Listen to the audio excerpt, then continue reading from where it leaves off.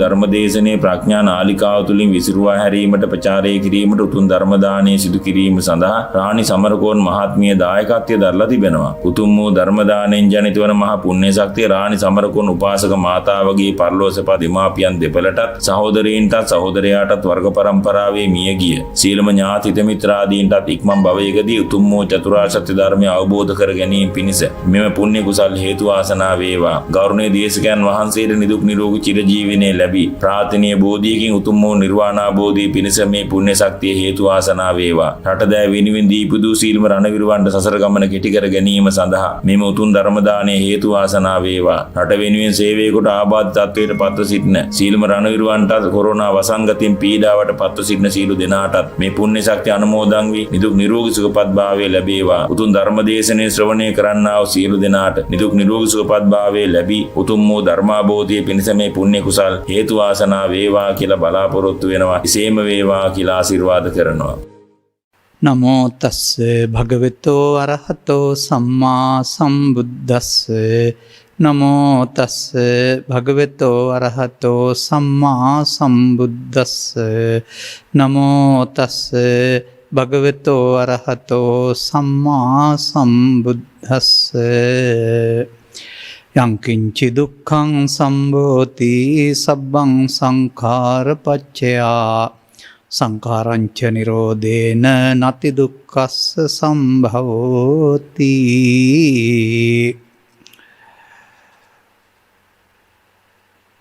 ප්‍රඥා රූපවාහිනී නාලිකාව තුළ මෙම ධර්මානුශාසනාව විකාශනය කරවා ගැනීම පිණිස සදහැවර අනුග්‍රහක දායකත්වය දරන්නා වූ අනුග්‍රහක බෞතුන් ප්‍රමුඛ ධර්ම ශ්‍රවණාභිලාෂී සදහැවර පින්වතුනි, ධර්ම මාර්ගයේ පූර්ණයට ත්‍රිලක්ෂණය මේ තමයි අනුග්‍රහක බෞතුන් අපට ලබා දී තිබෙනා වූ මාතෘකාව.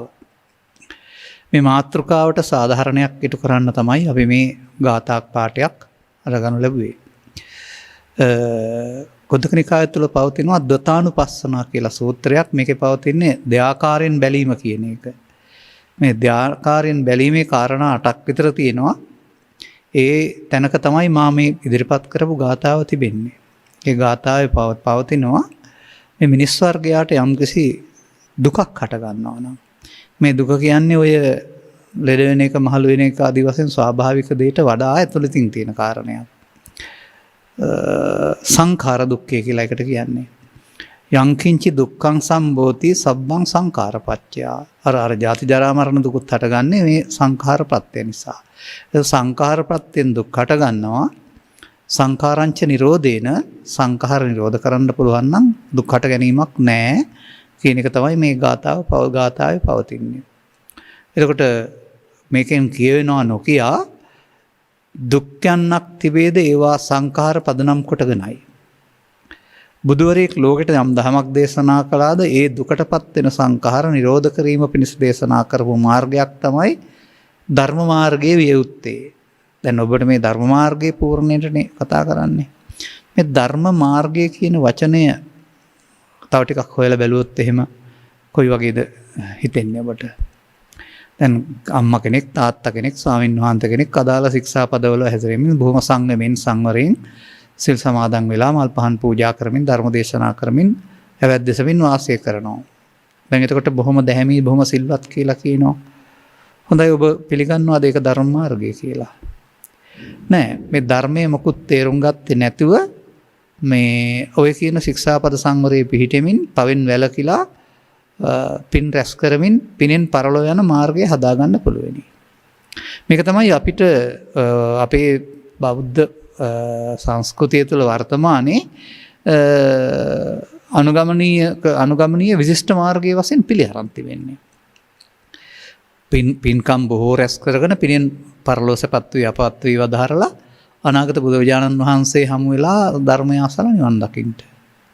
නමුත් එතකොට අපි මේ ප්‍රාර්ථනා කරන්නේ සංඛාර දුක්ඛයම නේද? ධර්ම මාර්ගය කියන එක මම දකින්නේ කර්ම මාර්ගයට සමගාමීව. මේ වචනය සමාජයේ පවතිනවා, මාධ්‍යවලත් පවතිනවා. නමුත් මම එකට එකතු කරනවා කර්ම මාර්ගය කියලා එකකුත්. ඒකට කර්ම මාර්ගයේ විපාකයක්ද මේ මේ මාර්ග මේ ධර්ම මාර්ගයේ පූර්ණය එහෙම නැත්නම් ධර්ම මාර්ගයේ විපාකයක්ද? අන්න එතනයි ගැටලුව තියෙන්නේ. ඒ නිසා අපි දන්නේ කර්ම මාර්ගයේ එකක් ධර්ම මාර්ගය කියන බොහෝ දෙනා දන්නේ. දැන් කර්ම කියන එකේ රහස තමයි අනාගතයට විපාක. එතකොට ඒක බුදුන් වහන්සේ 15 වෙනිට 3 ආකාරයකින් මිනිස්සු අනුගමනය කරමින් හිටියා. කන්න කම්ම කන්න විපාක, සුඛ කම්ම සුඛ විපාක, කන්න සුඛ කන්න සුඛ විපාක. ඒක කර්ම විපාක කර්ම මාර්ගය. ඉතින් මේ සුඛ කර්මයට තමයි ඊට පස්සේ ඔය පුණ්‍ය කර්ම හෝ ධාන කර්ම කියලා කියන්නේ. එතකොට පුණ්‍ය කර්ම කරන අය දෙවියන් අතර, ධාන කර්ම කරන අය බ්‍රහ්මයින් අතර කර්ම මාර්ගයේ ඵලය හමු වෙනවා. එතකොට එහෙනම් මේ පාප මාර්ගය හෝ පුණ්‍ය මාර්ගය, ධාන මාර්ගය වෙන්න බෑ ධර්ම මාර්ගය කියන්නේ. මතක තබා ගන්න. එතකොට ඒක කර්මක් ක්ෂය කිරීමේ කර්මයේ වශයෙන් පෙන්වන සූත්‍රයේදී ওই කර්ම තුනම ක්ෂය කිරීමටයි ධර්ම මාර්ගය කියලා පෙන්වන්නේ. අනිත් එක ධර්ම මාර්ගය කියන වචනයට තව අර්ථයක් අපි ගන්නමු ධර්මයට යන පාර. දැන් සාමාන්‍යයෙන් අපි කියමුකෝ කතරගම යන මාර්ගය, ත්‍රිකුණාමලය යන මාර්ගය. ත්‍රිකුණාමලය කෙළවරේ තියෙන මෙහෙ පාර තියෙන්නේ. කතරගම එහි තියෙන්නේ මෙහෙ පාර තිබෙන්නේ. මාර්ගයේ ගියාමයි ධර්මය හම්බ වෙන්න ඕන කියලා මත් කල්පනා කරනවා. මාර්ග ඵල කියන එකෙන් කියවෙන්නේ මාර්ගය ගත්තාම ධර්මයේ නැමැති ඵලය හම්බ වෙනවයි කියන එක. ඒ නිසා මේ ධර්ම මාර්ග පූර්ණය කියන එකේ අර්ථය මම දකින්නේ මෙන්න මෙහෙමයි. යං බුද්ධ සෙට්ඨෝ පරිවන්න ඊසුචින් ශ්‍රේෂ්ඨ බුදුරජාණන් වහන්සේ විශේෂයෙන් වර්ණනා කළ සේක්ද පිරිසුදු සමාධියක්, සුචින් සමාධියක්. ඒ ආනන්තරික සමාධිය හා සමාන සමාධියක් ලෝකේ ආගම්වල වෙනත් දේශනාවල කොහෙවත් නැහැ. අරිකත ආනන්තරික සමාධිය හා සමාන සමාධියක් නැත. නතේන ධම්මේන සමත්ති කිංචි. ඒ ධර්මය හා සමාන කිසිම ධර්මයක් නැහැ. ඉදම්පි ධම්මේ රත්නම් පනිතං ඒතේන සච්චේන සුවත්ති හෝතු. ඒ ධර්මයේ රත්නභාවයෙන් සත්වෙන්ද සු වේවා කියන්නේ මොකද්ද දැන් ධර්මයේ? ආනන්තරික සමාධියට. එහෙම නැත්නම් නිවීමට. නිවීමට නේද ධර්මය කියලා කියන්නේ. මෙන්න මේ தત્ත්වය දක්වා අපේ බෞද්ධ පින්නතුන්ගේ ධර්මය කියන වචනේ පිළිබඳ නිර්වචනයේ ගැඹුරට එන්න ඕන. පාපයටත් ධර්මය කියනවා, පිනට හොඳ දෙයට ධර්මය කියලා කියනවා, ධාන වලට ධර්මය කියලා කියනවා, දේශනා වලට ධර්මය කියලා කියනවා. නමුත් මේ ගාථාවේ ධර්මය කියලා පෙන්වන්නේ මොකද්ද? දැන් අපි කියමුකෝ ආගතං ඉමං සද්ධම්මන්ති. එහෙම පවතිනවා තවත් සූත්‍රවල. සද්ධර්මයට පැමිණීම.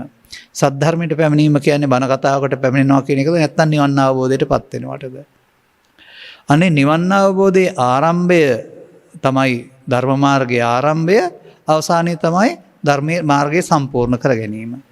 එතකොට එහෙමනම් සෝවාන් පුද්ගලයා ධර්ම මාර්ගයට පැමිණි කෙනෙක් වෙනවා, රහත් කෙනා ධර්ම මාර්ගය සම්පූර්ණ කරගත්ත කෙනෙක් වෙනවා. එතකොට මෙන්න මේ අර්ථයෙන් ගත් කල මේ ධර්ම මාර්ගයේ පූර්ණය කියන්නේ සෝවාන් ආදී මාර්ගඵල වලින් රහත් ඵලයටපත් වීම සඳහා ත්‍රිලක්ෂණේ භාවිතා කරන්න ඕන ආකාරය. එයනම් අපි මේ ත්‍රිලක්ෂණයේ තිබෙන්නේ කොහේද? ත්‍රිලක්ෂණය සමාජයේ භාවිතා කරමින් ඉන්නේ කොහොමද කියන මේක පිළිබඳ විවරණයක් කරන්න වෙනවා. මම විවරණ කරලත් තිබෙනවා. නමුත් තවත් අලුතින් අහන අයගේ දැන ගැනීම සඳහා තථාගත බුදු පියාණන් වහන්සේ ලෝට පහළ වෙලා දේශනා කළ දෙවන ධර්ම දේශනාව කුමක්ද? අනත්ත ලක්ෂණ සූත්‍රය. අනත්ත ලක්ෂණ සූත්‍රය මොකද්ද පෙන්වන්නේ? පංච උපාදානස්කන්ධයේ අනිදුක්ඛානාත්මය. එතකොට මේ අපි තවත් ගාතාවක් අරන් බැලුවොත් එහෙම සබ්බේ සංඛාරා අනිච්ඡාති යදා පඤ්ඤාය පස්සති. යම් විටක ප්‍රඥාවෙන් දකින්න පුළුවන් ද සීල සංස්කාරයන් අනිත්‍යයි කියලා, එහෙනම් සංඛාර රැස් කිරීම කෙරෙහි කලකිරෙනවා. අත නිබ්බින්දති දුක්ඛේ. සංඛාර රැස් කිරීමෙන් දුක හටගන්න නිසා සංඛාර රැස් කිරීමේ කලකිරෙනවා. එහෙනම් ඒ සමග්ගෝ විසුද්ධිය. එහෙනම් ඊට පස්සේ සංඛාර නිරෝධයටපත් වෙනවා. දැන් මේ සංඛාර පදය සමාජයේ විග්‍රහ වෙන ආකාරය ගත්තාම ඊටා සරල තැනක ඉඳලා කියන්න වෙනවා. ඔය වැලි ගොඩක් කියන එකත් සංඛාරයක් කියලා කියනවා. ගයක් ගඩොල් හදපු ගයකුත් සංඛාරයක් කියලා කියනවා. එහෙම යම් කිසි දෙයක් රාස වීම සංඛාර කියන පදේ භාවිතා කරනවා. නමුත් බුදුරජාණන් වහන්සේගේ ඉගැන්වීම් තුළ මේ සංඛාර කියන පදේ තිබෙන්නේ බාහිර වස්තු වල නෙවෙයි. මේක සිත සම්බන්ධ දෙයක්. සිත සම්බන්ධයෙන් ගත් කළ සිත සම්බන්ධයෙන් පවතිනවා කාය වචී මනෝ කියලා සංඛාර තුනකුත්. මේක බුදුන් වහන්සේටත් පවතිනවා අනිත් අයටත් පවතිනවා. බුදුන් වහන්සේට කාය වචී මනෝ සංඛාර තිබුණාට ඒවා දුකට පිණිස හේතු වෙන්නේ නැහැ. එහෙනම් ඒ සංඛාරවල දුක් නැහැ නික්ලේශී වුණාම. හැබැයි කෙලෙස් සහිත පුද්ගලයාට කාය වචී මනෝ සංඛාරවලත් සංඛාර උපාදානය කියන එක තියෙන්න පුළුවන්. ඒ නිසා ඒක බුදුන් වහන්සේ බුද්ධත්වයේ පැහැදිලි කරන්නේ බුදාන වාක්‍ය තුල විසංඛාර ගතං චිත්තං. මේ බුද්ධත්වයට පත් වුණායි කියන්නේ සිත සංඛාර ගත වීමෙන් සම්පූර්ණයෙන්ම විදුණා. නමුත් එදරින් පස්සෙත් කාය වචී මනෝ සංඛාර තිබුණ නිසා ඒව සංඛාර ගත වීම වෙන්න බෑ එහෙනම්. එහෙනම් සසර ඇවිදීමට හේතු වෙන්නා වූ තව සංඛාර ගත වීමක් තියෙන්න ඕන. මේ පිළිබඳව පරිවිමර්ශන සූත්‍රයේ තථාගතයන් වහන්සේ සංඛාර ජාති තුන විග්‍රහ කරන අතර සරිපුත්ත මහ රහතන් වහන්සේ සංගීත සූත්‍රය තුළ මේ සංඛාර ජාති තුන විග්‍රහ කරලා තිබෙනවා. තයෝ සංඛාරා සංඛාර ජාති තුනයි. මොනවද? අපුඤ්ඤාභි සංඛාර, පුඤ්ඤාභි සංඛාර, ආනිජ්ජාභි සංඛාර. මෙන්න මේ අපුඤ්ඤාභි පුඤ්ඤාභි ආනිජ්ජාභි සංඛාර තුන තුළ තමයි නිට්ටය හෝ අනිත්‍ය අපි ඉගෙන ගන්න ඕනේ. එතකොට සත්‍යය සසර ඇවිදින්නේ මොනවෙන්ද කියලා බලන්න. එතකොට ඔය අபிසංකාර කියන පදේ තේරුම අනාගත ඵලයක් උපදින්නට හේතු චිත්තාභ්‍යන්තරය ඉතුරු කිරීම. එතකොට අන්න පුද්ගලයෙක් වශයෙන් ගත් කල පුද්ගලයා ස්කන්ධ පංචකයකට දැනගත්තත් නැතත් තමන් කරන චේතනාවල ලෝභ දේශ මොහ පවතිනකොට පව් සිද්ධ වෙනවා කියන යටතේ අපුඤ්ඤාභි සංකාර රැස් වෙනවා. ඒ වගේම යහපත් දෙයට කැමති පුද්ගලයෝ පෘථග්ජන වශයෙන් කටයුතු කරද්දී ආගමක් තිබුණත් නැතත් පුණ්‍යාභි සංකාර පින් සිද්ධ වෙන දේවල් කියලා කතා කරනවා. එන් ලබන සතර තුළ මේ සසරට බැඳීමේ පුණ්‍යාභි සංකාරය සිද්ධ වෙනවා. මේ දෙක තුලම ලැබෙන්නේ කාම ලෝකයේ තුල ගමනක් විතරයි කියලා තේරුම් ගත්තා. මෙතනින් එහාට යන්න උත්සාහයක් දරුවා ඉන්දිය සමාජයේ. ඔවුන් ඒ නිසා ධර්මයක් භාවිතා කරන්නේ නැතුව මීට එහා ගිය සංකාරයක් හිතට එකතු කළා. ඒකට ආනිජ්ජාභි සංකාර කියනවා. ආනිජ්ජාභි සංකාරයේ නොවුන්ට අනාගතය සකස් කරලා දුන්නා. මිනිසා මේ සත්වයාගේ භව ගමන සකස් කරලා දෙන්නේ මිනිසා විසින් එක් රැස් කරන්නා වූ සංඛාර ජාති තුනක්. අන්න යංකින්ච දුක්ඛං සම්භෝති සබ්බං සංඛාරපච්චය දැන් ගලප ගන්න මෙතෙන්ට. අපි කියමු අපුඤ්ඤාභි සංඛාරේවත් පවෙන් සිදු වෙන්නේ කාම දුගතියට උත්පත්ති ලබන එක. පුඤ්ඤාභි සංඛාරේවත් පින උත්පත්තිය ලැබෙන්නේ මිනිසුන් අතර හෝ දෙවියන් අතර. ආනිජ්ජාභි සංඛාරේවත් ධාන කුසලයේ උත්පත්තිය ලැබෙන්නේ රූපාවචර බඹතලව අරූපාවචර බඹතලවල. හොඳයි මේ තැන් සදාකාලිකද? අන්න ඒකයි තේරුම් ගන්න ඕන. අපාගත සත්වයා පවෙන් මිදී පුනර්භවයකට එනවා. දෙවියන් පිනව අවසන් කොට පුනර්භවයකට එනවා. ධානලාභීන් ධානසෝය අවසන් කොට පුනර්භවයට එනවා. ඇයි? ඔවුන්ට සංඛාර නිරෝධ කරන්න බැරි වුණා. ඔවුන් අපුඤ්ඤාභි සංඛාරය අරගෙන පරලෝ ගියා. පුඤ්ඤාභි සංඛාරය අරගෙන පරලෝ ගියා. අනිජ්ජාභි සංඛාරය අරගෙන පරලෝ ගියා. පරලෝ ගියන් පස්සේ සංඛාර නිරෝධ කරන්න තැනක් නැහැ මං හිතන හැටියට. එහෙනම් අන්න බුදුරජාණන් වහන්සේ මේ සංඛාරයන්ගේ පැවැත්ම තුළ සසර ගමන පහළ වෙන ආකාරය තමයි යංකින්ච දුක්ඛං සම්භෝති කියලා කියන්නේ. එහෙනම් අපට තේරුම් ගන්න පුළුවන්කමක් තියෙන්න වෙනවා සසරක් තියෙනවා නෙවෙයි Taman එකතු කරන්නා වූ සංඛාරයන් අනුව සසර හැදෙනවා. සාමාන්‍යයෙන් ඔය සරුංගලයක් උඩ යවලා තිබුණොත් එහෙම ටිකක් වෙලා බලන් ඉන්නකොට තේරෙනවා ඒක එකතැන තියෙන්නේ හුලම් පාරට අනුව දෙපැත්තට යනවා එනවා. හුලඟ හමන පැත්තට ඒක රැහෙන ඈතක් දුරට ගෙනියනවා. දෙපැත්තට වම් පැත්තට දකුණු පැත්තට. අන්න ඒ වගේ මේ සසර ගමන පුඤ්ඤාභි සංකාරය සහ පුඤ්ඤාභි සංකාරය සහ අනිජ්ජාභි සංකාරය මත අපාය නම් වූ පහළ තැන සිට කාම ධානවමරෝ දක්වා සුගතිය දක්වා එහා මෙහා යනවා. මේ එක තැනක්වත් තථාගතයන් වහන්සේ වදාළ පරිදි සංඛාර දුක්ඛයෙන් මිදිලා නැහැ.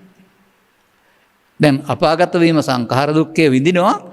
දෙවියන් අතර පුඤ්ඤාභි සංඛාරය නිසා පුඤ්ඤාභි සංඛාරය යට වෙලා විඳීමක් තියෙනවා. ධානලාභීන් අතර අනිජ්ජාභි සංඛාරය නිසා පුඤ්ඤාභි යට වෙලා දුක දෙවියන් අතර తాවකාලික යටපත් වීමක් බ්‍රහ්මයින් අතර දිගු කාලීන යටපත් වීමක් තිබෙනවා. නමුත් දෙවියන් අතරත් සක්කාය තියෙනවා අය බ්‍රහ්මයින් අතරත් සක්කාය තියෙනවා කියලා ත්‍රිපිටකයේ සඳහන් වෙනවා. ඒ කියන්නේ පංච උපාදානස්කන්ධය තුල තමයි මේ අපුඤ්ඤාභි සංකාරයයි පුඤ්ඤාභි සංකාරයයි ආනිජ්ජාභි සංකාරයයි කියන මේ තුන තිබෙන්නේ කියන කාරණාව තේරුම් ගන්න වෙනවා. දැන් එතකොට එහෙමනම් අපිට මේ ත්‍රිලක්ෂණය කියන්නේ අනිත්‍ය ලක්ෂණය, දුක්ඛ ලක්ෂණය, අනාත්ම ලක්ෂණය ඒක අපි තේරුම් අරන්ද තියෙන්නේ. අන්න එතන තමයි අපිට පොඩි ගැටලුවක් පවතින්නේ. අපි මේ ධර්ම ශ්‍රවණයේදී අපි ගැන බලන හැකින් බලන්නේ නැහැ. සාමාන්‍යයෙන් බුදුරජාණන් වහන්සේ මේ සියලු දේශනාවල විග්‍රහ කරලා තියෙන්නේ ඔබගේ ජීවිතය. ඔබගේ ජීවිතය අසකරණාසය දියකය මුල් කොටගෙන වරදට අහු වෙන හැටි සහ මිදෙන හැටි. නමුත් මගේ ළමා කාලය තුල මා ශ්‍රවණය කළා වූ ධර්ම දේශනා තුල නැත්තම් දෙසූ ධර්ම දේශනා තුල අපි ගැන බලන දහමක් නෙවෙයි අපට අහන්න හම්බ වුණේ. අදටත් බොහෝ විට එහෙම තමයි සමහර දේශනා බුදුන් වහන්සේ ගැන, දේවදත්ත ගැන, ඉසాగෞතමී ගැන, පටාචාරා ගැන ඒගොල්ලොන්ගේ ඉරණම් පිළිබඳව කියවන එක අහන එක තමයි ධර්ම දේශනා කියලා අපි කල්පනා කරන්නේ. එතකොට අතීතයට ගත වෙච්ච සිද්ධි මේ ඔක්කොම. දැන් මේ සිද්ධියක් කතා කරන්න ගියොත් මොකක්ද ඒක? මම නම් දකින්නේ රාජ කතා, චෝර කතා, ගාම කතා, ඉත්ති කතා, දෙතිස් කතා කියලා. ඒ නිසා අපි අතීත සිද්ධියක් අද කතා කරොත් එහෙම ඒක දෙතිස් කතාවක් බවට පත් වෙනවා. බුදුරජාණන් වහන්සේ දෙතිස් කතාකාරයෙක් කියලා චෝදනා කරන්න බෑ.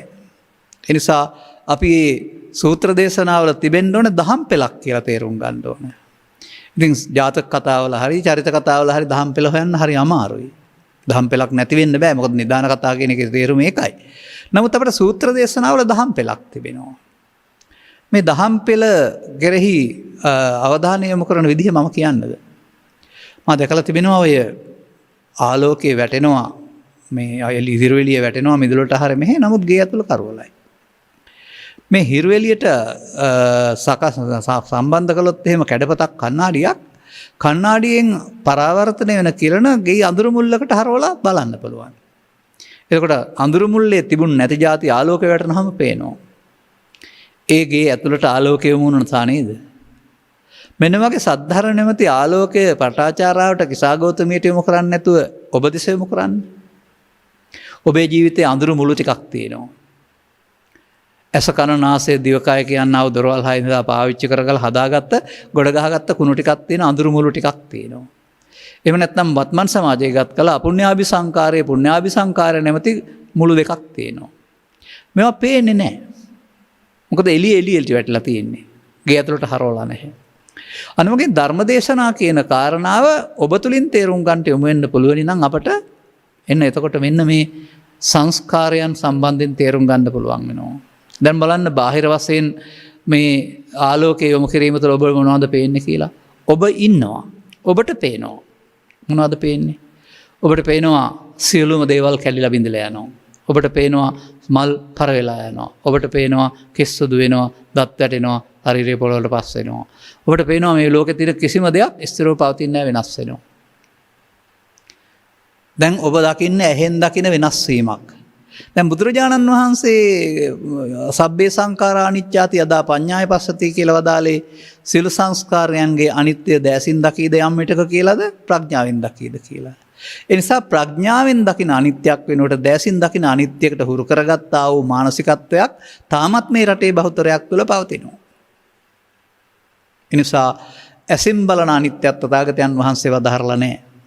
ඒක ලෝකේ ඕනෑම ආගමක උපන් අය දකිනවා. ඒකට කියන්නේ අනියත බව. වෙනස් වෙන බව. ස්ථිර නැති බව. නමුත් සංඛාරයන්ගේ අනිත්‍ය කියන එක එහෙම බෑ. යදා පඤ්ඤාය පස්සති නුවණින් බලන්න ඕන කාරණය. දැන් කොහෙද තියෙන්නේ කියලා හොයන්න වෙනවනේ මේක. මේ සංඛාරය. අන්න එතකොට ඒ සංඛාර කිව්වේ පුඤ්ඤාභි සංඛාරයට, අපුඤ්ඤාභි සංඛාරයට, අනිජ්ජාභි සංඛාරයට කියලා තේරුම් ගන්න වෙනවා. ඇයිවට අபிසංකාර කිව්වේ? ආයක තේරුම් ගන්න වෙනවා. එතකොට රහසක් හෙළි වෙනවා. මොකද සත්වයා සසර ඇවිදිනවා. සත්තා ගච්ඡanti සංසාරෝ ජාති මරණ ගාමිනෝ. උපදෙමින් මැරෙමින් සසර ඇවිදිනවා. මොනවා නිසාද? අනිත්‍ය වූ දේවල් නිට්ටය වශයෙන්, දුක්ඛ දේවල් සුඛ වශයෙන්, අනාත්ම දේවල් ආත්ම වශයෙන් අරගෙන කියලා තමයි විපල්ලාස සූත්‍රයේ සඳහන් කරන්නේ. මේක ගලප ගන්න මහන්සි වෙන්න. හොඳයි අපි සත්‍යය සතර ඇවිදින්නේ මොනවෙන්ද? ඔබ මේ පරලෝ යන අය දැකලා තියෙනවා ඔබ ගියේ නැති වුණාට ශරීරයෙන් ගියෙත් නැහැ දෙපයින් ගියෙත් නැහැ. නමුත් පරලෝ යනවායි කියලා කියනවා. මොනවෙන්ද පරලෝ යන්නේ? මම දකිනවා පෞකලෝ පවෙන් පරලෝ යනවා, පින්කලෝ පිනෙන් පරලෝ යනවා, ධාන වැඩුවෝ ධානයෙන් පරලෝ යනවා. දැන් සත්තා ගච්ඡanti සංසාරෝ ඉපදමින් මැරමින් යන්නේ පව් පින් ධාන තුනෙන්. සත්‍ය සතර ඇවිදිනවා කියලා බුදුන් වහන්සේ වදාරන්නේ අනිත්‍ය දේ නිට්ටය කොට ගැනීමෙන්. දුක්ඛ දේ සුඛ කොට ගැනීමෙන්, අනාත්ම දේ ආත්ම කොට ගැනීමෙන්. දැන් සත්වයා සතර ඇවිදින්නේ පවෙන් පිනෙන් ධානයෙන් නම් සත්වයාට නිත්‍ය සුඛ ආත්ම වෙලා තියෙන්නේ පව් හෝ පින් හෝ ධානය නොවේද? පව් හෝ පින් වල ධාන බැලිය යුතු අනිත්‍ය කෙස්වල සිට මල් දක්වා වතුපිටි ඉඩ කඩන් වල බලනකොට අපට බුදුදහමේ වදාළ තමන් වෙත බලන අනිත්‍යක් නෑ නේද? එතකොට ඇසින් දකින අනිත්‍යක් නේද? නමුත් ප්‍රඥාවෙන් දකින්න ඕන එකක් නේද? ඔබ පුංචි කාලේ ඉඳලා මේ ලෝකේ ජීවත් වුණා. ඔබට රූප, ශබ්ද, ගන්ධ, රස, ඔට්ටබ්බ අරමුණු හමු වුණා. මේවත් එක ඇලුනා, ගැටුණා, මුලා වුණා. ඔබ කසියම්ම දවසක මේ අරමුණු සමග ඇලීමේදී, ගැටීමේදී මේක නිට්ටයයි, මේක සැපයි, මේක ආත්මයි කියලා ගත්තද? මගේ පැත්තෙන් ගත්තම මම නම් කවදාවත් එහෙම අරන්නේ නැහැ. ඒ නිසා මේක වචනෙන් කීවාට වචනෙන් කියන එකක් නෙවෙයි මේ. වචනෙන් කියා ගන්න එකක් නෙමෙයි. ඒ නිසා ඒ සංඛාර නිත්‍ය සුඛ ආත්ම වෙන්නේ කොහොමද?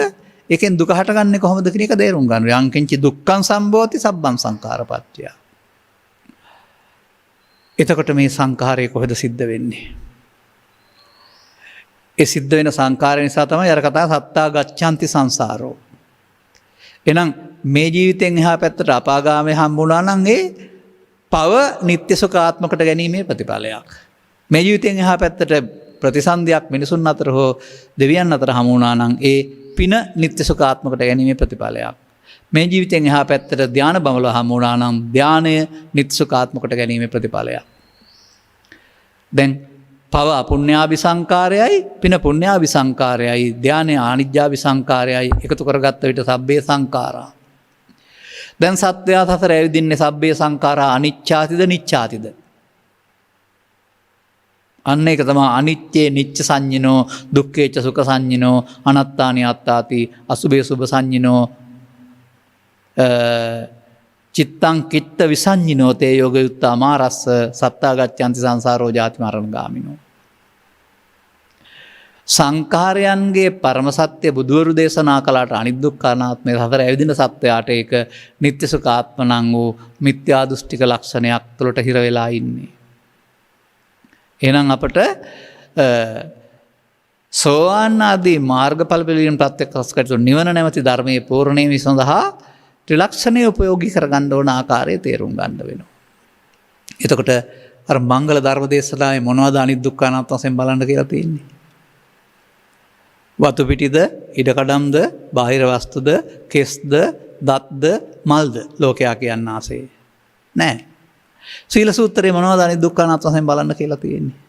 ඉමේ පංච උපාදානස්කන්ධේ අනිච්චතෝ දුක්ඛතෝ අනාත්තතෝ යෝනිසෝ මනසිකරන්තෝ සෝතාපට්ටි ඵලං සච්චිකරయ్యාති. අන්න ධර්ම මාර්ගයේ ආරම්භ වෙන හැටි.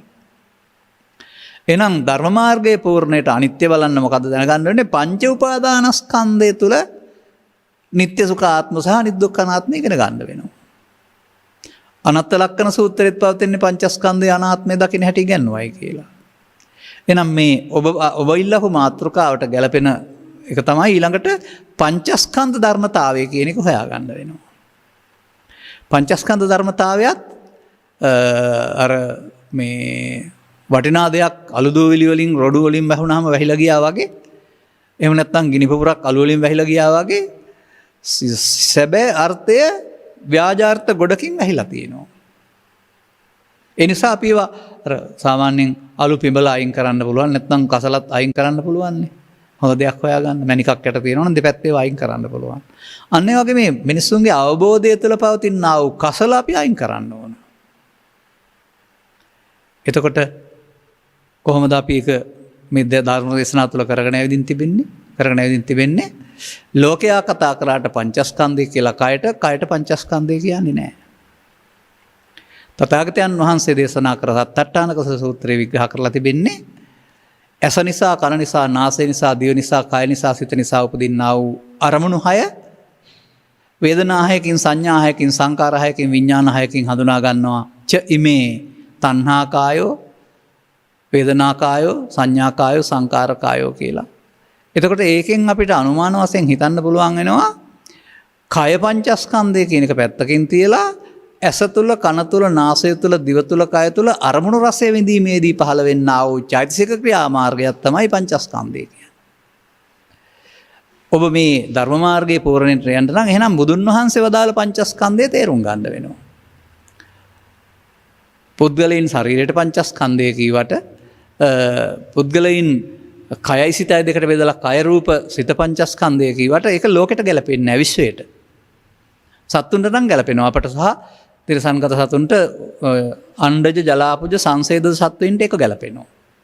නමුත් සත්වයා සසර ඇවිදින්නේ උපාදා සක්කායෙන් පංච උපාදානස්කන්ධයෙන් නම් එනම් අපායේ දෙවියන් අතර බ්‍රහ්ම ලෝකෙත් පංච උපාදානස්කන්ධය පවතිනවා.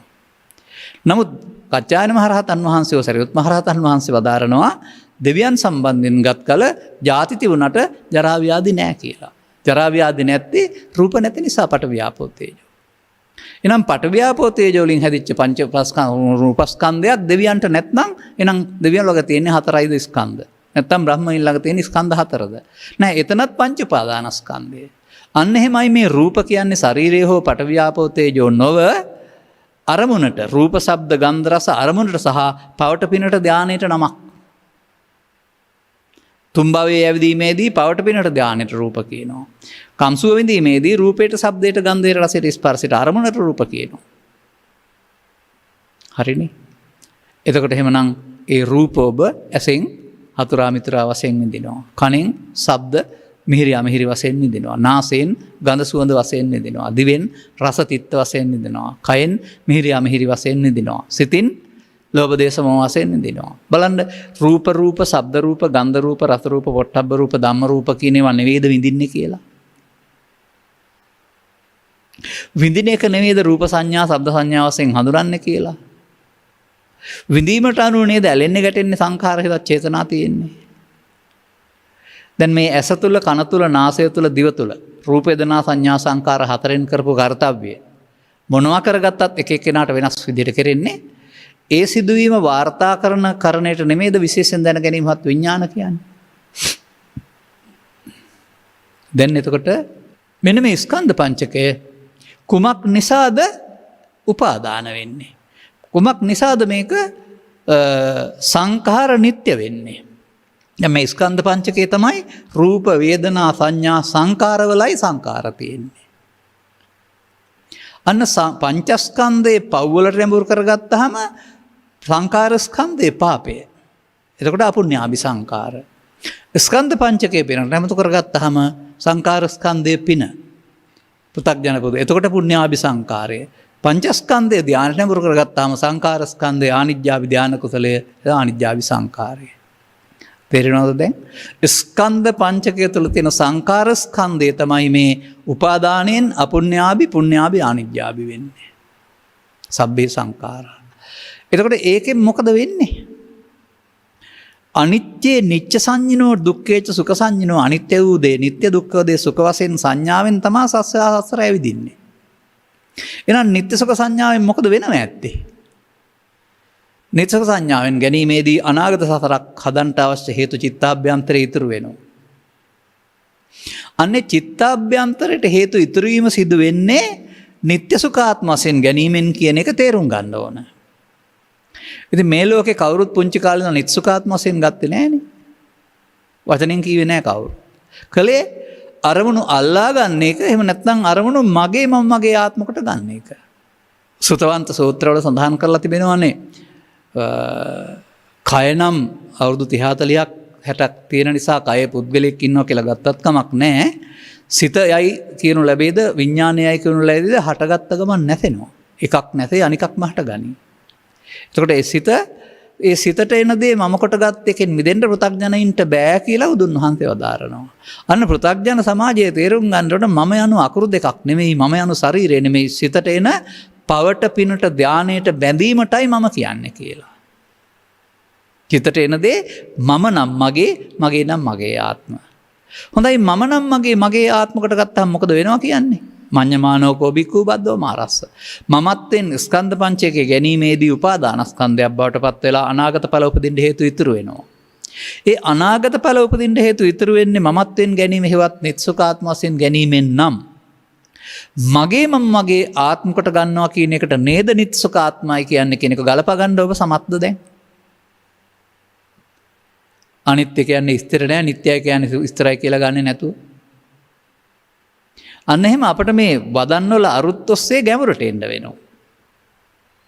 මොකද තථාගතයන් වහන්සේ වදාරනවා මමත්වෙන් ගත්තොත් සසරට බැඳෙනවා, මායයට බැඳෙනවා, ගත්තේ නැත්නම් මායයෙන් මිදෙනවා.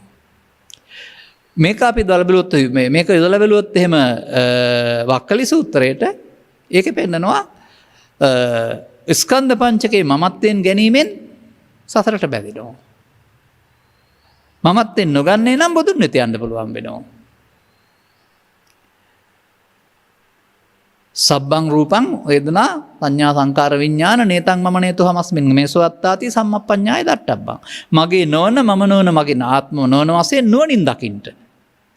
නුවණින් මගේ නොවන මම නොවන වශයෙන් බලන් වෙලා තියෙන්නේ නොනුවණින් මගේ සහ මම සහ මගේ ආත්ම වශයෙන් ගත්ත නිසා නේද? හොඳයි කවුද මේ ලෝකේ මේක මගේ මේක මම මේක මගේ එහෙම කියලා ගත්තේ?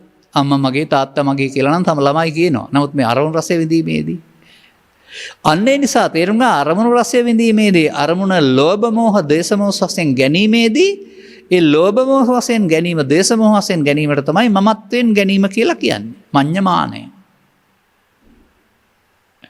අර එක සූත්‍රයක සඳහන් වෙනවා ස්වාමීනි මම කියලා කියනවා ආරි සත්‍යයේ මම කියන්නේ මොකටද කියලා.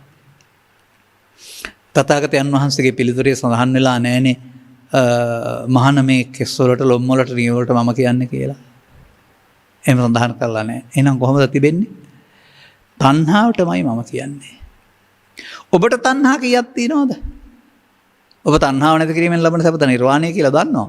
නමුත් ඔබ පොතෙන් ඉගෙන ගන්නවා කාම භව විභව තණ්හා කියලා තුනක් තියෙනවායි කියලා. අපිට භව විභව ඕනේ නැහැ. අපි කාම බෙදමු.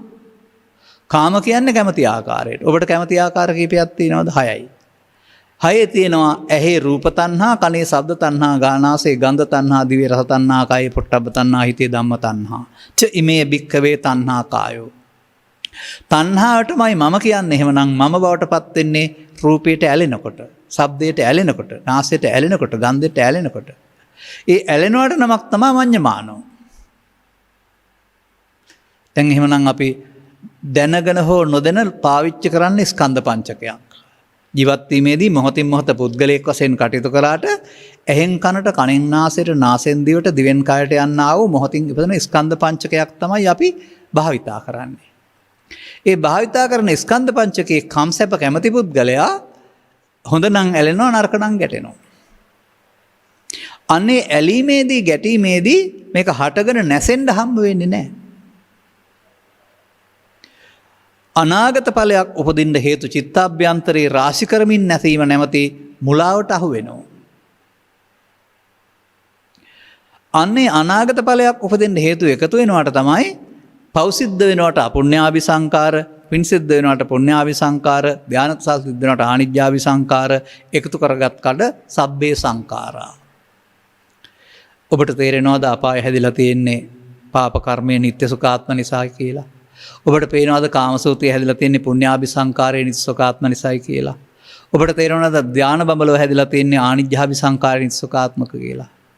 අන්න දැන් සසර හැදිලා තියෙන්නේ සංස්කාරයන්ගේ නිත්‍ය ලක්ෂණය, සුඛ ලක්ෂණය, ආත්ම ලක්ෂණය.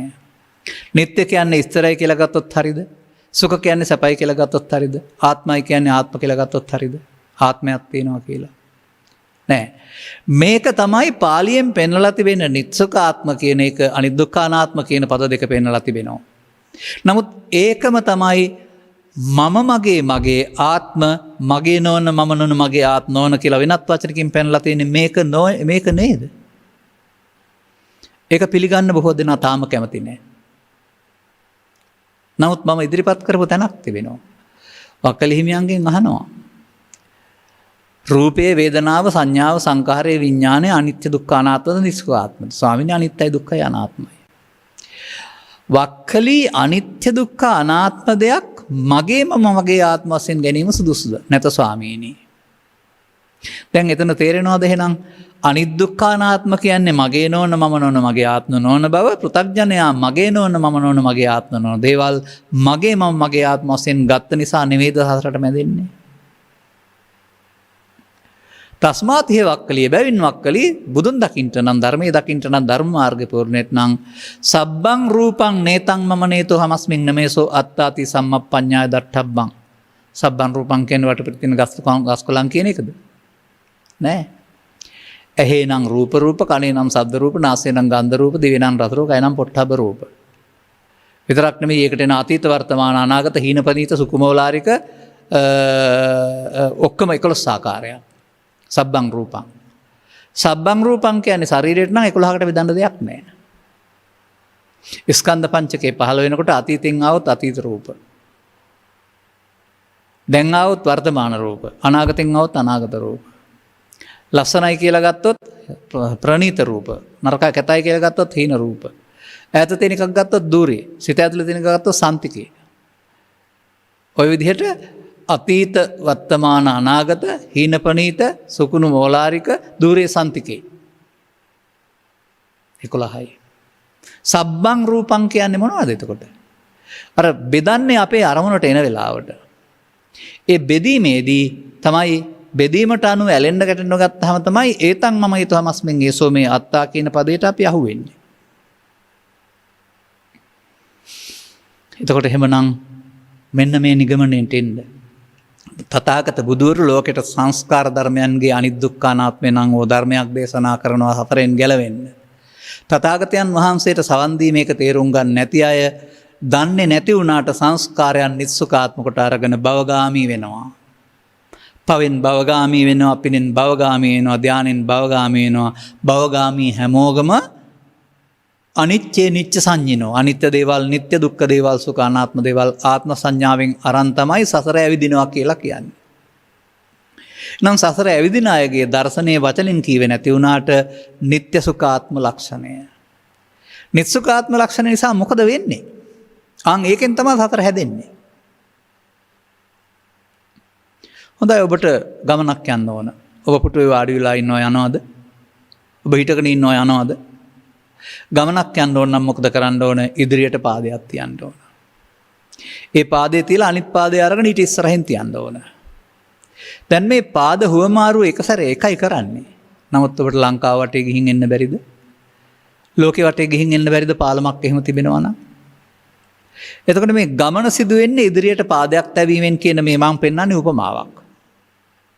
සසර ගමන සිදු වෙන්නේ වර්තමාන ස්කන්ධ පංචකයේ වර්තමානයේ නිරෝධ කරන්නේ නැතුව අනාගත ඵලයක් උපදින්න හේතුවක් තැබීම නැමැති පාදයේ තැබීමෙන්. ඔබේ සිත තුළ අරමුණු රසය විඳීමේදී ඔබට හොරෙන් මෙන්න මේ අනාගත ඵල උපදින්න හේතු තැබීම කියන කාරණාව සිද්ධ වෙනවා. ඒ මොනවා නිසාද? ඒ මගේ මම මගේ ආත්මකට ගැනීමෙන් මඤ්ඤමානෝකෝ බික්ඛු බද්දෝ මාරස්ස. කවදාවත් ඔබ වචනෙන් මේක මගේ මේක මම මගේ ආත්මකට ගත් කීවේ නැහැ. නමුත් අර ඇලෙනවට ගැටෙනවට මුලා වෙනවට නමක් තමයි මඤ්ඤමානෝ. මානෝ කියන්නේ මේ මොහොතේ සිදුවෙන දෙයට. අන්න මේ මඤ්ඤමානෝකෝ බික්ඛු බද්දෝ මාරස්ස ඔබේ ඇස තුළ කන තුළ නාසය තුළ දිව තුළ රූපය තුළ ශබ්දය තුළ සිදුවෙන ආකාරය ඔහොම කීවට තේරෙන්නේ නැහැ. ඒක ශාස්ත්‍රීය පදයක් මගින් තථාගතයන් වහන්සේ පෙන්වලා තිබෙනවා. ඒක පොතේ තියෙන පෙළක් වශයෙන් පාඩම් කරන ලියන්න කියන්න පමණක් යොදාගන්නේ නැතුව ඒ පොතේ පෙන්වන පෙළ දහම ඔබේ ඇස තුළ කන තුළ නාසය තුළ සිදුවෙන දෙයක් වශයෙන් දැක ගන්න උත්සාහ කරන්න ඔබ පැත්තට හැරිලා. එතකොට මඤ්ඤමානෝකෝගේ බික්ඛු බද්දෝ මාරස්ස ඔබට තේරෙනවා. මඤ්ඤමානෝකෝ බික්ඛු බද්දෝ මාරස්ස තේරෙනවා නම් ඔබට තේරෙනවා ඔබ නිත්‍ය සුඛ ආත්මකට ගැනීමෙන් සසරට බැඳෙන හැටි. අන්න කර්ම මාර්ගයේ පූර්ණයට නිත්‍ය සුඛ ආත්ම ලක්ෂණය. කොහොමද? කර්ම මාර්ගයේ පූර්ණයට නිත්‍ය සුඛ ආත්ම ලක්ෂණය. ධර්ම මාර්ගයේ පූර්ණයට අනිදුක්ඛ අනාත්ම ලක්ෂණය. දැන් ඔබ ඉන්න තැන තේරුම් ගන්න ඕන නේද? මා දකින්නවා මේක හරිම හොඳ කැඩපතක්. ඔය විකෘති වල සැපේන කැඩපත් තිබෙනවා වෙල්ද පොලින් ගන්න. නමුත් ස්වාභාවිකව පේන කැඩපත් තිබෙනවා. ඔබ නිසියාරියෙන් ඇඳ පැළඳගෙන කැඩපතක් ඉස්සරහට යන්න. දසමයක් නෑර ඔබේ හැටි පෙන්නනවා අඩුපාඩු ඇත්තම් පෙන්නනවා නේද? පවුඩර් ටිකක් ගෑවිලා වැඩි නම් කොණ්ඩේ හරියට පීරලා නැත්නම් කොලර් එක සකස් වෙලා නැත්නම් ඒ කැඩපතේ පෙන්වන ඡායාව පෙන්වන්නේ කවුද? ඔබ. කැඩපතේ පෙන්වන ඡායාව ඔබ පෙන්වනවා වගේ මේ සංස්කාරයන්ගේ නිස්සකාත්ම ලක්ෂණය ඔබ තුල දකින්න. එතකොට ඔබට තේරෙවි යංකින්චි දුක්ඛං සම්භෝති සබ්බං සංඛාරපච්චයා. මේ සත්‍යය බුදු ඇසෙන් දේශනා කළ ධර්මයේ වටහා ගන්න නැති තාක්කල් සංඛාරයන් මගේය, මමය, මගේ ආත්මය හෙවත් නිත්‍යසුඛාත්ම ලක්ෂණයට බැඳිලා මාර්යා විසින් නටවන ලද උගුල තුල භවගාමී වෙලා ගමනක් යන්න පාදයට ඉදිරි තබන්නාසේ අරුණ රස විඳීමේදී ඉදිරි සතරක් හදමින් සසර ඇවිදින්නට ගමන ඇවිදින්නට පාදයක් තියන්න ඕන වගේ අපාය යන්න, දිව්‍ය ලෝක යන්න, බ්‍රහ්ම ලෝක යන්න හේතුවක් තියන්න ඕන. හේතු පටිච්ච සම්භූතං. ඕක තමයි ඔය කියන්නේ. පව් හේතු නිසා අපාය හට ගන්නවා. පින් හේතු නිසා කාමසුගතිය හට ගන්නවා. ධාන හේතු නිසා බඹලෝ හට ගන්නවා. බාහිර ලෝක හේතු ගැන කතා කරන්න එපා. මලප්පර වෙන පිපිල පර වෙන ආකාරයේ හේතු කියලා. මිනිස්සෙක් මැරුණා, උස්ම තිබුණ කල් ජීවත් වුණා, දැන් හේතු බංගාර විදිහට මැරුණා කියන කතා කරන්න එපා. හොඳයි අපායට යන හේතු නැත්නම් අපායක් තියනවාද? දිව්‍ය ලෝක යන හේතු නැත්නම් දිව්‍ය ලෝකයක් තියනවාද? බඹලෝ යන හේතු නැත්නම් බඹලොවක් තියනවාද? අන්න අපුඤ්ඤාභි සංකාර හේතු පටිච්ච සතර අපාය. පුඤ්ඤාභි සංකාර හේතු පටිච්ච කාමසුගතිය. ආනිජ්ජාභි සංකාර හේතු පටිච්ච ධාන බඹලව. හේතු පටිච්ච සම්භූතං තේරුණාද? දැන් හේතු භංග කරන්න ඕන. භව නිරෝධගාමී නෙවෙන්න ඕන. භව පච්චයා ජාති භව නිරෝධ වෙන්න. අපායත් නැති වෙන්න ඕන. දිව්‍ය ලෝකෙත් නැති වෙන්න, බඹලෝ යමත් නැති වෙන්න වෙනවා. එහෙනම් ඒකට අදාළ හේතු භංග කරන්න වෙනවා. එහෙනම් තමන්ට තියෙන අபிසංකාර නොවි නිරෝධ වෙන්නේ කොහොමද? ඒකයි හොයාගන්න ඕන කාරණාව. අන්න. දැන් මේක ගන්න අරමුණ තුළට. අරමුණ තුළට ගත්තාම අරමුණේ අතීතයකුත් තියෙනවා. අම්මා තාත්තා දකින්නකොට අම්මා තාත්තා පිළිබඳ මතකය. රස විඳපු දෙයක් දකින්නකොට ඒ පිළිබඳ මතකය. පාසල් මිත්‍රයෙක් දකින්නකොට අතීත මතකය. කෙනෙක් එක තරහ වුණා නම් අතීත තරහව. මේ දකින්නකොටම එනවා නේද?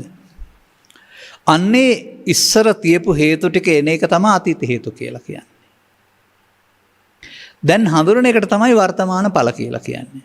මේක අවුරුදු 3ක් තුල සිද්ධ වෙන්නේ නැහැ, දවස් 3ක් තුල සිදු වෙන්නේ නැහැ, පැය 3ක් තුල සිදු වෙන්නේත් නැහැ, අරමුණක් තුල සිදු වෙන්නේ. එතකොට මේ අතීතෙන් එන එක සහ වර්තමානයේ විදින එක නවත්තන්න කාටවත් බෑ. තරහ ගන්න නැතුව ඉන්න ඕන. මගේ හිතේ තියෙන කෙලස් ටික එන්නේ නැතුව ඉන්න ඕන කිව්වට හරියන්නේ නැහැ. ඇට ගැටෙනකොට තියනවා නම් එනවා. දැන් තථාගතයන් වහන්සේ මේ පැවැත්ම පැහැදිලි කරලා තින්නේ අතීත හේතු නිසා වර්තමාන හට ගන්න ඵල නිසා නෙවෙයි. වර්තමාන හේතු තැබුවොත් ඒ තමයි ඉදිරියට තබන පියවර. ගමනක් යන්න පාදයක් ඉදිරියට තබන්නාසේ වර්තමාන හේතු තබනවා අනාගත ඵල උපදින්නට. අන්න මේ වර්තමාන හේතු තැබීම කියන කාරණාව ඔබේ ඇස තුල, කන තුල, නාසය තුල, දිව තුල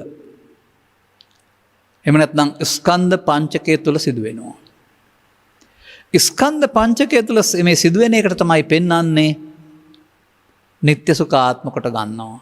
ස්කන්ධ පංචකය තුල මේ සිදුවෙන එකට කියනවා මඤ්ඤමානය මමත්වෙන් ගැනීමෙන් සසරට බැඳේ.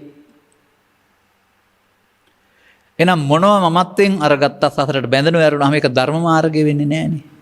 දැන් මොනවද මමත්වෙන් අරගන්නේ? පව පින ධානය තුන් භවයේ යන්න නම්. එහෙම නැත්නම් රූපකාම තණ්හා, ශබ්ද තණ්හා, ගන්ධ තණ්හා, පොට්ටබ්බ තණ්හා. තණ්හා මාන දිට්ඨි වශයෙන් ගැනීමේදී මේ මොහොත අනාගත ඵලයක් උපදින්න හේතු ඉතුරු වී අවසන් වීම තමයි බුදුන් වහන්සේ ප්‍රමාදය කියලා පෙන්වුවේ. මෙන්න මේක නොකරන්න තමයි අපිට මේ ත්‍රිලක්ෂණයේ ඕන ධර්ම මාර්ගයේ පූර්ණයට. දැන් ඇලෙනකොට මේක නිට්ටයයි සුඛයි ආත්මයි කියලා කිව්වේ නැත්නම් ගැලවෙනකොට අනිත්‍ය දුකයි අනාත්මයි කියන්න ඕනේද නැත්නම් මේක ගැඹුරු සිද්ධියක්ද? අන්න ඒක තමයි අපට තියෙන ගැටලුව. බොහෝ දෙනා මේ අනිත්‍යයිනේ දුකයිනේ අනාත්මයිනේ අල්ලා වචනෙන් විතක්ක ਵਿਚාර කරනවා. පංචස්කන්ධය නෙමේ මේක සිතුවිල්ලක්නේ. මොනවත් ආපහු සිතුවිල්ලකින් අරගෙන වහන්න යන්න එපා මේක. මොකද මේ එත හට ඒ ගන්න එක නිසා අරක අතහැරිලා යන්නේ. මොකද මේ සිතේ ස්කන්ධ පංචකයන් දෙකකට ඉඩ නැහැ. එකක් එනකොට අනික නැතෙන්න ඕන. එහෙනම් අර බුදුන් වහන්සේ වදාළ මඤ්ඤමානෝ අමඤ්ඤමානෝ කියන එක එකේම තියෙන කාරණයක්. ස්කන්ධ පංචකේ මමත්වෙන් ගත්තොත් සතර හැදෙනවා මමත්වෙන් ගන්න නැත්නම් සතරෙන් මිදෙනවා. දැන් මමත්වෙන් ගැනීම නිත්‍ය සුඛාත්ම මමත්වෙන් නොගැනීම අනිත්‍ය දුක්ඛානාත්ම කියලා තේරුම් ගන්න තරම් ඔබේ දැනුම දියුණුයිද දැන්? මඤ්ඤමානෝකෝ බික්ඛු බද්දෝ මාරස්ස නිත්‍ය සුඛාත්ම කොට ගැනීමෙන් සතරට බැඳේ. ඒ මොහොතම මමත්වෙන් ගන්න නැත්නම් මාරයාට බැඳෙන්නේ නැතුව අවසන් වේ. මේ මොහොත අපි කොහොමද පැහැදිලි කරන්නේ? මේ මොහොත මෑතදී පැහැදිලි කරන්නේ ජනප්‍රිය තරඟයක් ආශ්‍රයෙන්. පන්දු යවන්න ඈත ඉඳලා මීටර් 33ක්ද කොහෙද ඈත ඉඳලා පන්දුව එවනවා. පිටිකරුවා පන්දුව හඳුනා ගන්න තප්පර 2මාරක් 3ක් ගන්නවා. ඒ කාලය තුල උහුට පන්දුව හඳුනාගෙන පෙර පාදයට පසු පාදයට ගිහින් ආරක්ෂිත පහරක් එහෙම නැත්නම් ඉහළින්ම මේ හතර සීමාවෙන් එහා පැත්තට පහරක් බිම දිගේ පහරක් එල්ල කරලා ලකුණු ගන්න පුළුවනි. ඒ පන්දුව හරියට හඳුනා ගැනීම ප්‍රතිඵලයක් වශයෙන්. හොඳයි හඳුනා ගන්න බැරුව මුලා වෙනවා. මායя කරන්නේත් ඒක තමයි. එතකොට මොකද වෙන්නේ? එතකොට බැරිවීමකින් බැට් එකේ වැඩි උඩ පන්දුවක් යනවා. එහෙම නැත්නම් පහුවෙලා ඇවිදින් වේගෙන් ගහපුවාම උඩ පන්දුවක් යනවා ඉහළට. එහෙමත් නැත්නම් පාවරණේ වදිනවා. එහෙම නැත්නම් කඩුල්ල මුවා කිරීමේ කඩුල්ලක් බිඳී යනවා. මේ ඔක්කොම නිසා මොකද්ද වෙන්නේ? දැවි යනවානේ. දැන් ඔබට තේරෙනවද ලකුණු ගැනීමටත් එක පන්දුවමයි පහර දැවි යාමටත් ඒ පන්දුව. දැවි යාම ප්‍රමාදයයි ලකුණු ගැනීම අප්‍රමාදයයි වගේ තේරෙනවද ඔබට? පන්දු එකයි හම්බ වෙන්නේ වගේ කොතරම් ලොකු කතරංගයක වුණත් ගන්න වර්තමාන මොහොතට හමු වෙන්නේ ඔබට ස්කන්ධ පංචක එකයි. ඒක තමන් ඉන්න තැනට අනුව ඇසෙන් කනෙන් නාසයෙන් දිවෙන් කයෙන් හෝ සිතෙන් විය හැකියි. එහි තිබෙන්නා වූ හරඹයක් නේද මේ? දැන් බුදුන් වහන්සේ හමු වෙන්න පෙර මොකද්ද ඔබ කරපු හරඹය? ඒන හැම එකක්වලම ඒතන් මම හේතුහමස්මින් ඒසෝ මේ අත්තාහෙවත් මගේ මගේ ආත්ම කියලා වචනෙන් කිව්වේ නැතුවට ඇලුනට කියන නම. අන්න එතකොට ඒකට තමයි සංස්කාර නිත්සුකාත්ම වශයෙන් ගත්තා කියලා කියන්නේ. දැන් එහෙනම් අපට තේරෙන්න ඕන පව අල්ලා ගැනීමෙන් පව නිත්‍ය සුඛාත්ම, පින අල්ලා ගැනීමෙන් පින නිත්‍ය සුඛාත්ම, ධාන අල්ලා ගැනීමෙන් ධාන සුඛාත්ම මායයට බැඳේ. අර අනාගත ඵලයක් උපදින්න හේතු ඉතුරු වෙනවට කියන නමක් තමයි මායයට බැඳේ.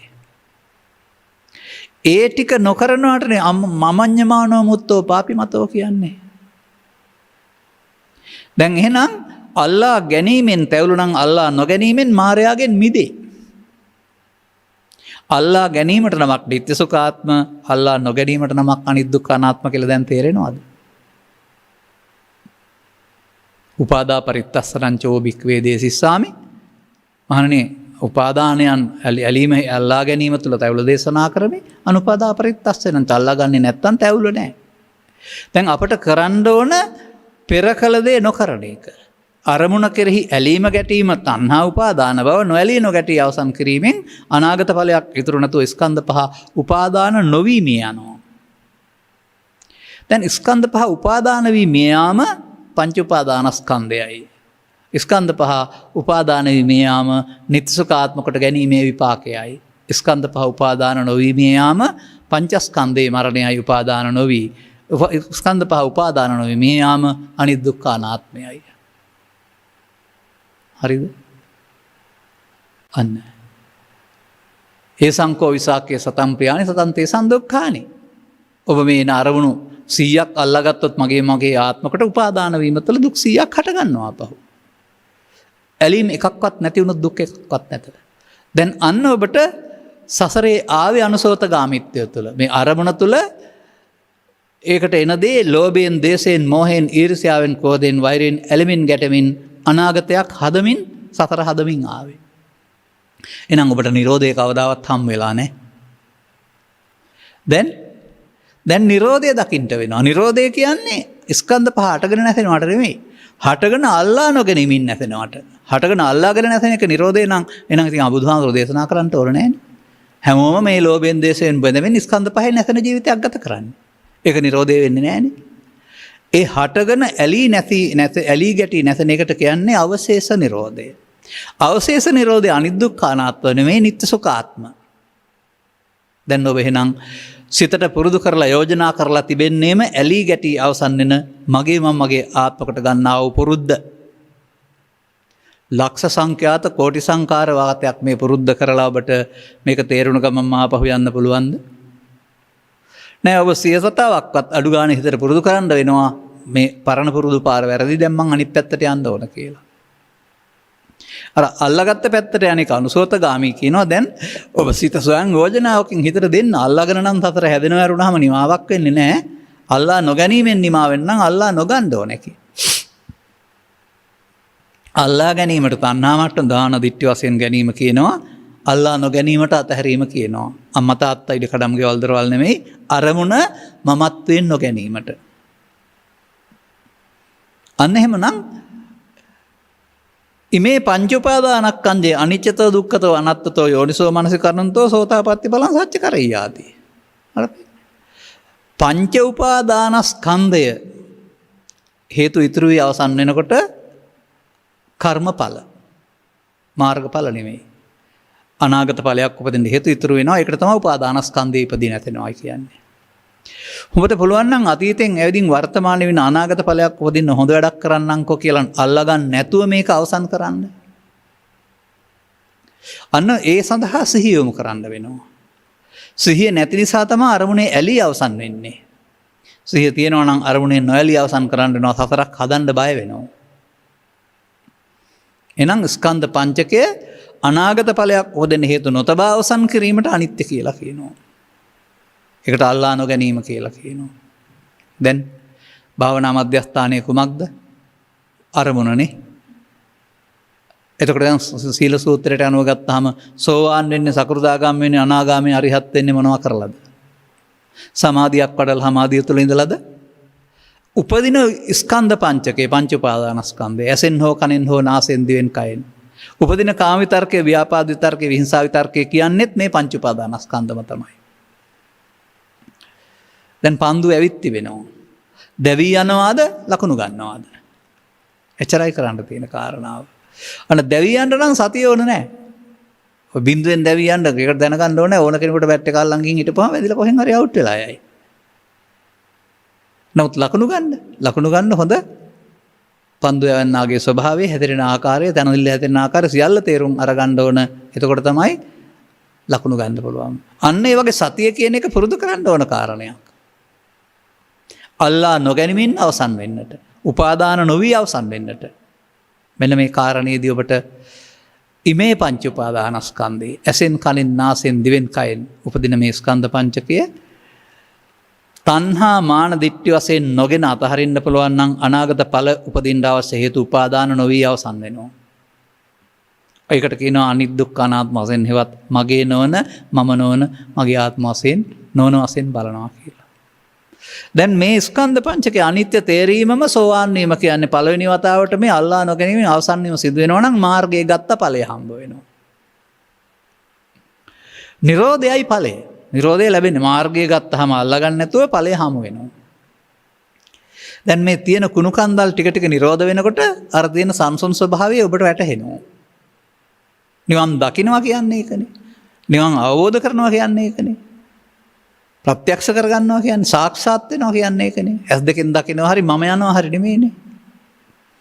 නිවීමට තිබෙනා වූ බාධාවල් අයින් කරගන්නවා. නිවීමට තියෙන බාධාවල් තමයි නීවරණ කියන්නේ. නීවරණ මමත්වෙන් අරන් කටයුතු කරපුවාම නිවීම වහගෙන සතර ඇවිදින්න පුළුවන්කමක් තිබෙනවා.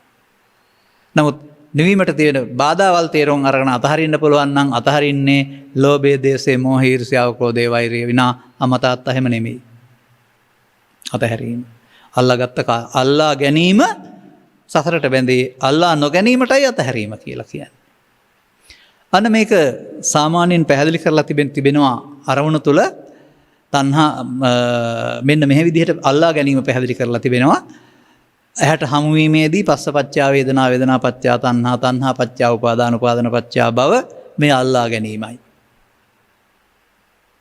මේක තුන තමයි ඔය අපුඤ්ඤාභි සංකාරය පුඤ්ඤාභි සංකාර අනිජ්ජාභි සංකාරය අபிසංකාරයෙන් සතර හැදීම සිදු වෙන්නේ පැවැත්ම. එතකොට නිරෝධයක් දකින්න බෑ. නිරෝධය වහගෙන සතරක් හැදෙනවා. අනාගත ඵල උපදින්න හේතුව තිබුවාම අනාගත ඵලයක් හේතුවක් ඵලයක් හට ගන්නවා. නමුත් අනාගතයේ ඵල නොතබ අවසන් කරන්න පුළුවන් නම් එනම් පස්සපච්චා වේදනා වේදනා පච්චා තණ්හා තස්සායව තණ්හාය අශේෂ විරාග නිරෝධෝ තණ්හා නිරෝධා උපාදාන නිරෝධෝ උපාදාන භව නිරෝධෝ මේ අනිත් දුක්ඛ අනාත්මයයි. වේදනා තණ්හා උපාදාන භව නිත්‍ය සුඛාත්මයයි. තණ්හා නැහැ උපාදාන නැහැ භව නැහැ ඒක අනිත් දුක්ඛ අනාත්මයි. දැන් තේරුණාද අනිත් දුක්ඛ අනාත්මයෙන් බලනවා කියන එකේ තේරුම? එනම් මේක වචන හරබයක් නෙවෙයි. සිහිමත්ව වීරියෙන් උත්සාහ කරලා පෙර කළ දේ නොකිරීම තුළින් අනාගත පාදයක් තැබුවොත් ගමන යන්න ASCII අනාගතයට තැබුවොත් සතර හැදෙනවා නොතබා අවසන් කරන්න වෙනවා. එතකොට වෙන මොකුත් ඕන නැහැ අනිත්‍යම විතරක් ඇති නේද? අල්ලා නොගැනීමෙන් අනාගත ඵල ඉතුරු නොවි අවසන් වීම තමයි අනිත්‍ය සංස්කාරයන්ගේ. දැන් එතකොට පව අල්ලා නොගැනීම, පින අල්ලා නොගැනීම, ධානය අල්ලා නොගැනීම. ඕන එකකින් Tamanට තියෙන එකෙන් අනිත් දුක්ඛ අනාත්ම වශයෙන් බැලුව හැකියි. පව අල්ලා ගැනීම, පින අල්ලා ගැනීම, ධාන අල්ලා ගැනීම තුන් භවයේ ගමනයි. මෙන්න මේ නිසා තමයි බුදුන් වහන්සේ පහළ වුණ සමාජයේ පව්කාරයාටත් ධර්මයේ තේරුණාම පව අල්ලා නොගැනීමෙන් සතර ගමන නිමා කරන්න පුළුවන්. පින්කාරයාටත් පින අල්ලන්න හිටියනම් අල්ලා නොගැනීමෙන් සතර ගමන නිමා කරන්න පුළුවන්. ධානලාභියාටත් ධානය අල්ලා නොගැනීමෙන් නිමා කරන්න පුළුවන්. මතක තබා ගන්න. ඒ නිසා මෙය විශේෂයෙන් පුණ්‍ය මාර්ගය සඳහා පමණක් ප්‍රයෝජිත නැහැ. සියලු දෙනා කර්ම මාර්ගයේ මේක තේරුම් ගත්තාම ඕන කෙනෙකුට අඟුලිමාලටත් වළංගු වුණා. මම කියන කතාව අනුව ගත් කල පණ්ඩිත සාමණේරයන් මරන්න හදපු හොරුන්ටත් මේක වළංගු වුණා. මේක අනේපිරිසිතුමාටත් වළංගු වුණා. පුකුසාති රජතුමාටත් වළංගු වුණා. ඒ වගේම රූපාවචර ධානලාභීන්ටත් වළංගු වෙනවා. අර ඕනෑම එකක අල්ලා ගැනීමේ පමාවෙන් මිදෙන්න මේ ධර්මයේ සරණනේ. දැන් ඔය ධර්මයේ දකීද බුදුන් දකී කියන වක්කලි සූත්‍රයේ ධර්මයේ කියලා පෙන්වලා තිබෙන්නේ මොකද්ද? ස්කන්ධ පංචක අනිත් දුක්ඛ අනාත්මය නේද?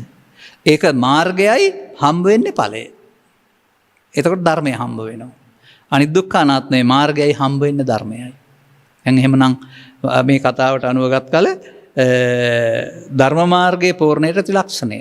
දැන් සෝවාන් වෙන්නේ අනිත් දුක්ඛ අනාත්ම වශයෙන් දැකලා තවදුරටත් ස්කන්ධ පංචකය අල්ලා නොගැනීමෙන් ක්ලේශ ධර්මයන් ප්‍රහීන වෙනකොට සකෘදාගාමි කාමරාග තුනී වෙනකොට තව ටිකක් එහාට ස්කන්ධ පංචකය අල්ලා නොගැනීමෙන් කාමරාග විනාශ වෙනකොට අනාගාමි.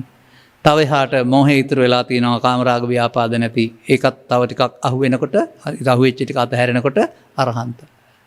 මේවා කියන්න ඕන නෑ. වචනින් කියලා වැඩක් නැහැ. යන්න. පාරට බැහැලා යන්න. එතකොට මේ පාරේ ඉස්සරහට තියෙන තැන් හමු වෙනවා. අපි කියමුකෝ ත්‍රිකුණාමලේ ඉඳලා යන්න යනවායි කියලා කතරගමට පාර දිගේ ගියොත් තියෙන ස්ථාන හතර හම්බ වෙනවා. යන්න නැතුව කී හිටියොත් හම්බ වෙන්නේ නැහැ. අන්න ඒ වගේ මේක මාර්ගයේ ගන්නකොට ක්ලේශයන් ප්‍රහීනීව ලබන්නා වූ සංසුන් සමාධියේ ස්වභාවයේ වර්ධනයක් තමයි මේ මාර්ගඵල පිළිවෙලින් කියලා පැහැදිලි කරලා තිබෙන්නේ. මෙන්න කරුණු තේරුම් ගැනීම තුළ ඔබට එහෙමනම් තිලකුණු වඩනවා කියන්නේ වචනින් කියන දෙයක් නෙමෙයි. පෙර කළ ප්‍රමාද විහාරිත් බව අතහැරලා සසරක් හදන්න නැතුව මේ මොහොත නිරෝධය දකින්නකොට තිලකුණු වැඩෙනවා. ඒ තුලින් ඔබට නිවන සැනසෙන මංපෙත් එලි කර ගන්නට මෙම කරුණු පැහැදිලි කිරීම උපනිස් වේවා හේතු ආසනා වේවා කියන ප්‍රාර්ථනාව කරමින් මම ධර්මානුශාසනාව මෙසේ අවසන් කරනු ලබනවා. අද ධර්මානුශාසනාව තුළට මාතෘකාව මතක් කළා. මෙම උතුම් ධර්ම දේශනාව සඳහා සදැහැති දායකත්වය දක්වනු ලබන්නේ රාණි සමරකෝන් මහත්මිය විසින්. අරමුණු අතර රාණී සමරකෝන් උපාසක මාතාවගේ පරලොස්සපත් දෙමව්පියන් දෙපළටත් සහෝදරයන්ටත් සහෝදරයාටත් වර්ග පරම්පරාවේ මේ පරලෝකීය සියලුම ඥාති හිත මිත්‍රාදීන්ටත් පින් බලාපොරොත්තු වෙන උත්සාහයක උත්පත්ති ලබා ඇත්තම් පින් අනුමෝදන් වීම සඳහා ඉක්මන් භවයකදී මිනිසත් බව ලබා උතුම් චතුස්සත්‍ය අවබෝධ කර ගැනීම පිණිසත් මෙම ධර්ම දානමේ පුණ්‍ය කර්මයේ හේතු වේවායි කියලායි ප්‍රාර්ථනා කරන්නේ. කරුණේ දේශකයන් වහන්සේට නිදුක් නිරෝගී චිරජීවනයේ ලැබී ප්‍රාර්ථනීය බෝධියකින් උතුම් නිර්වාණ බෝධිය පිණිස මේ පින් හේතු වේවා. රට දැවෙනුවෙන් දීපදූ සියලුම රණවිරුවන්ට සහ සතර ගමන කෙටි කර ගැනීම සඳහා මෙම උතුම් ධර්ම දානය හේතු වේවා. රට වෙන්න සේවකට ආබාධ තත්ත්වයටපත් වූ සියලුම රණවිරුවන් කොරෝනා වසංගතයෙන් පීඩාවටපත් සියලු දෙනාටත් මේ ධර්ම ශ්‍රවණය කළා නම් පින් අනුමෝදන් වෙනවා නිකන් හම්බ වෙන්නේ නැහැ. දැනගන්න එපේ අනුමෝදනයේට වී නිදුක් නිරෝගී සුවපත් බව ලැබේවා. අනුමෝදනය කියන එකේ තේරුම දැනගෙන සතුටු වීම කියන එක නිකන් හම්බ වෙන්නේ නැහැ කාටවත්. හිතේ උපදවා ගන්න දෙයක් නේ. මේ උතුම් ධර්ම දේශනය ශ්‍රවණය කරන්නා වූ සියලුම දෙනා නිදුක් නිරෝගී සුවපත් භාවය ලැබී උතුම් ධර්ම අවබෝධය පිණිස මෙවුන්ගේ කර්මයන් හේතු වාසනා වේවා. ඔබ කිව් පරිදි ප්‍රාර්ථනාන් සියල්ල සමෘද්ධ වේවා. පරලෝසෙපත් ඥාතිහු පින් අනුමෝදන් කරන මතු භවයකදී ධර්ම අවබෝධයටපත් වේවා. අනුග්‍රහක බෞද්ධන් වශයෙන් කටයුතුලා වූ ඔබ සහ ඔබ පැතු හැම දිනාටමත් මෙලොව වශයෙන් නිදුක් නිරෝගී සුව භාවයේ චිර ජීවනයේ ලැබී රැකියාදී කටයුතු සාර්ථක වී අනාගත බලාපොරොත්තු ඉටුවී රෝග පීඩා දුරු වී ත්‍රිලක්ෂණීය ගැඹුරු වැටහි අනුගමනීය ප්‍රතිපදාවක් තුළින් මේ දුක්ඛ නිරෝධයටපත් වීමට මෙම ධර්ම දානමය පුණ්‍ය කර්මයේ කුසලයේ සහ ධර්ම අවබෝධයේ හේතු වේවායි සාදු කියලා ප්‍රාර්ථනා කරගන්න. සබ්බිහිතයෝ වජ්ජන්තු සබ්බ රෝගෝ විනස්සතු මාතේ බවත් අන්තරායෝ සුඛී දීඝායුකෝ භව හැම දිනාටම තෙරුවන් සරණයි. රාගක්ඛයෝ නිබ්බානං